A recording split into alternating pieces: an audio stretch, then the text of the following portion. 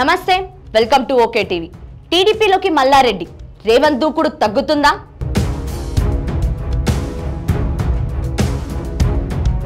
తెలంగాణలో బీఆర్ఎస్ పోషించిన పాత్రను తాను తీసుకోవాలనుకుంటుంది టీడీపీ. మొదటిసారి గత అసెంబ్లీ ఎన్నికల్లో పోటీ చేయకుండా ఉండిపోయింది. ఇప్పుడు పరిస్థితులు మారిపోయాయి.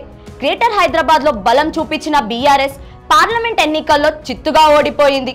అంటే సీమాంధ్ర ఓటర్లు ఏపీ వెళ్లిపోవడంతో డిపాజిట్లు కూడా దక్కలేదు. గత అసెంబ్లీ ఎన్నికల్లో కాంగ్రెస్ కు బీఆర్ఎస్ కు సపోర్ట్ చేసిన టీడీపీ సానుభూతి పరులు ఇక తెలంగాణలో జరిగే ఎన్నికల్లో టీడీపీ అభ్యర్థులకే ఓటు వేయాలనుకుంటున్నారు.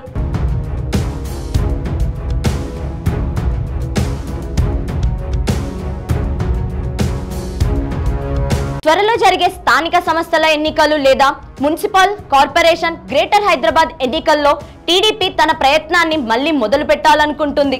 కానీ ఇప్పుడు ఉన్న పరిస్థితుల్లో తెలంగాణలో ఆ పార్టీకి బలమైన నాయకత్వం అవసరం. ఆ దిశగా అప్పుడే ప్రణాళికను కూడా రచిస్తుందని తెలుస్తుంది. ప్రస్తుతం పొలిటికల్ సర్కిల్లో వినిపిస్తున్న మాట ఏంటంటే ఎమ్మెల్యే మల్లారెడ్డి టీడీపీలోకి వెళ్తున్నారని.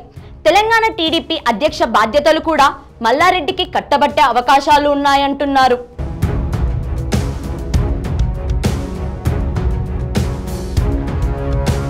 ఆర్థికంగా బాగా సెటిల్ అయిన మల్లారెడ్డి పార్టీకి బలం కూడా. పైగా మల్లారెడ్డిపై మరి దూకుడుగా వెళ్తున్నారు సీఎం రేవంత్ రెడ్డి. కాంగ్రెస్ పార్టీలోకి వెళ్లామని ప్రయత్నించిన ఆ ఫలితాలు విఫలమయ్యాయి. బీజేపీలోకి వెళ్లామంటే బండి సంజయ్ లాంటి వ్యక్తులు అడ్డుపడవచ్చు. బీజేపీలోను కొంతమంది శత్రువులను తయారు చేసుకున్నారు మల్లారెడ్డి. దీంతో టీడీపీలోకి వెళ్తేనే కరెక్ట్ అనుకుంటున్నారట. ప్రస్తుతం సీఎం రేవంత్ రెడ్డిని కంట్రోల్ చేయగలిగేది చంద్రబాబే అనే భావనే టీడీపీలోకి వెళ్లాలని కారణమై ఉంటుంది. మరి రేవంత్ రెడ్డిని కంట్రోల్ చేయకపోవచ్చు, కానీ మల్లారెడ్డిని విడిచిపెట్టే అనే ఒక్క మాట సరిపోతుంది. పైగా చంద్రబాబుకి ప్రధాని మోడీకి మధ్య బాండ్ కూడా పెరిగింది. సో అటు నుంచి కూడా నరుక్కురావచ్చు. ప్రస్తుత పరిస్థితిలో కాంగ్రెస్ ఇచ్చిన హామీలను అమలు చేయాలంటే కేంద్ర సహకారం చాలా అవసరం. ఢిల్లీ నుంచి ఒక స్టేట్మెంట్ వచ్చినా చాలు, మల్లారెడ్డి సేఫ్ జోన్ లో వెళ్ళినట్టే.